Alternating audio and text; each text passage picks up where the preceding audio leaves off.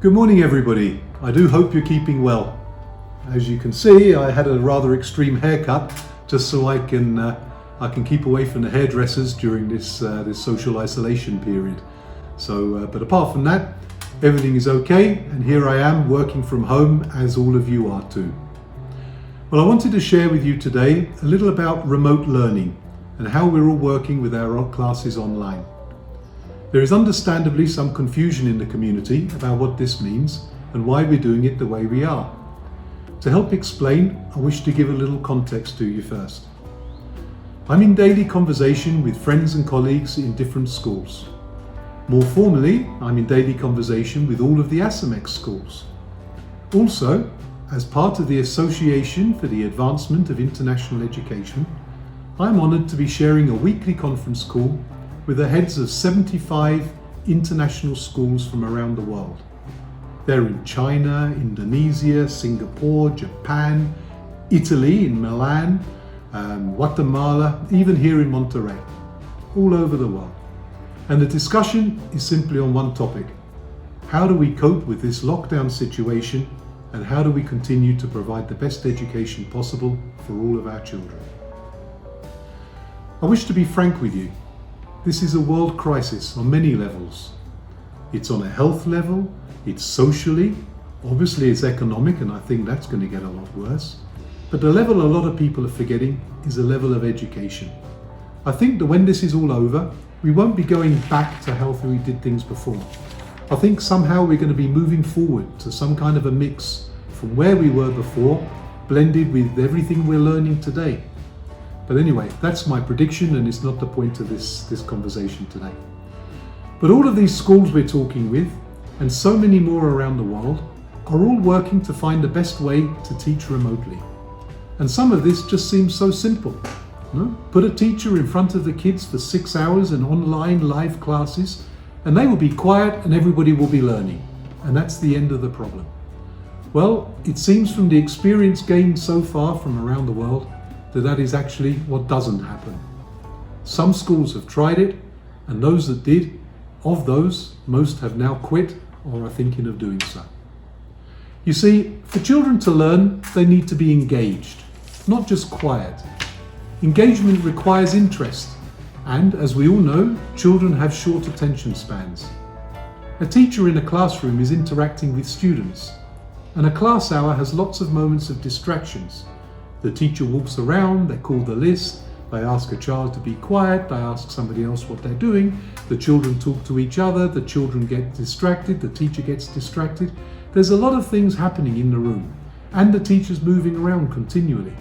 So the physical environment is all continually changing, and it is so important for the teacher. And the teacher keeps shifting pace, is looking at the kids, can see when something needs to be repeated, can see when they can move faster, and can try to keep away from the boredom and keep everybody actively engaged. But when we move to an online classroom, most of this is virtually lost. And all around the world, this is a sad fact that we're learning today. To best educate our children, we need to consider a lot of different factors, but there are 3 big ones I can talk about now. We need them to engage with the content knowledge and the skills that we're trying to teach them. We need them to enjoy what they're doing, having appropriate breaks and opportunities to get up and move around so that they can maintain concentration. If they can't keep concentrating, they can't stay engaged, and then that's the end. And we need them to feel safe, connected socially and involved.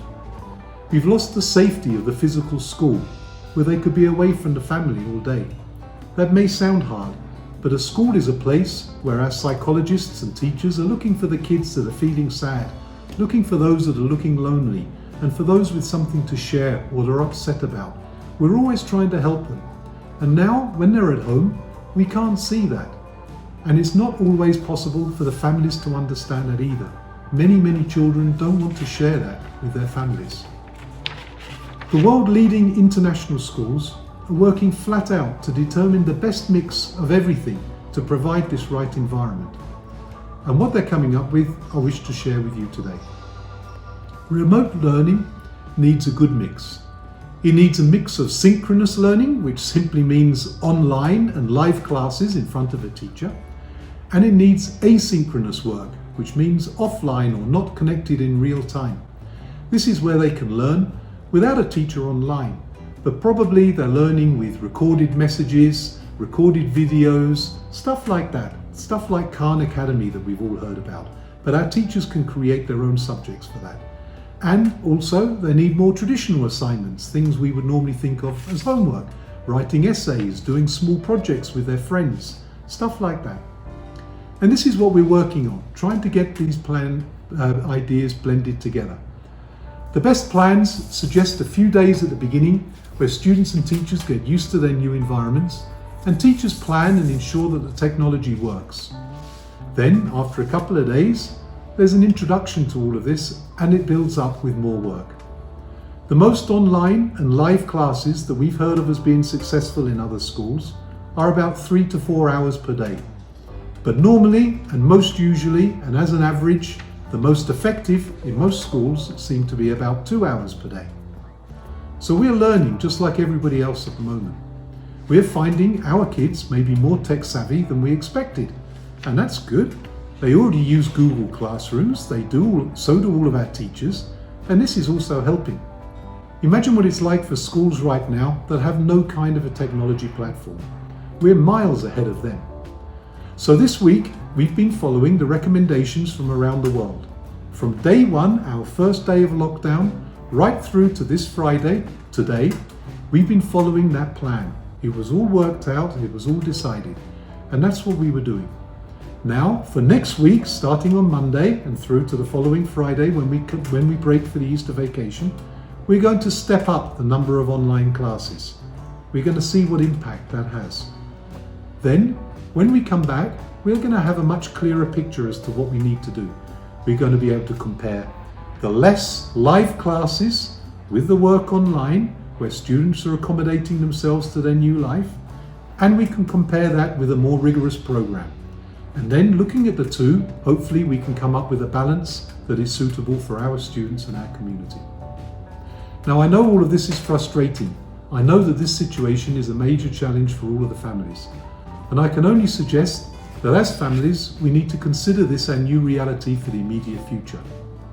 Embrace the silver lining that we do get from all of this. You know, I don't get stuck in traffic for an hour or so trying to get here in the mornings. I just get out of bed and get dressed and come here with a cup of coffee. That's easy for me. Okay? And it must be the same for many other people. We have more time with our families to share and to laugh and joke, even though we're working.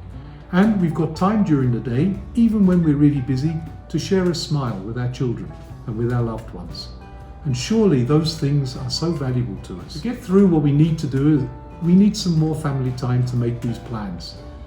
To try and set yourself some boundaries as families. When are you going to start your day? When are you going to finish your day? When are you going to break for lunch or for breakfast? When are you going to have a break to get up and just walk around the garden or look out the window or stroke the dog or something? These are the moments that are very important, and they're moments that you can share as a family. We need to look at how we're managing our households. Who's doing all of the household chores? We don't have an excuse anymore because we're at home all day, so we can wash the dishes and clean the floors as well sometimes. Okay? And we need to bring our older brothers and sisters into this as well, and mum and dad as well. Okay? This isn't mum's responsibility. We all have to work on this as a family, and that way we can get ourselves through it. We're all learning. We all have our own ideas on how to do all of this, and all of our ideas are on the table. They're all honestly valid. We don't have all of the answers yet. I certainly don't have all of the answers, and nor does anybody here claim that they do. But as a leading school in Querétaro, I do promise you that we're working as a strong team to deliver the best education that we can. We're all listening not only to local schools who offer online classes all day, but also to the world-leading top international schools who really are shaping the future of education for years to come. We want to learn from them too. We're new to all of this. Our whole community is new to this. But as great community we are, we need to be sensible enough to listen and to learn from those that have already been through this. And some of these schools have been doing this since January. The program that we're offering at GFK, that began yesterday, will build and will become more suited for our students. It's not perfect. It will never be perfect, but it can be better. And it will be better from watching and seeing what happens and to listening to others that have got other ideas, and then us joining together, listening to the students, listening to the families, and listening to the teachers. We can't forget the teachers. They're the ones offering this program. Putting all of this together and then seeing how we're doing in educating our children. In the coming days and weeks, I'll be sharing more ideas with you and answering more of your questions. We need each other right now as a community. So let's work together. Let's help our children all together work and be successful during this hard time for all of us. Stay home, stay in touch, and please stay safe. Muchísimas gracias.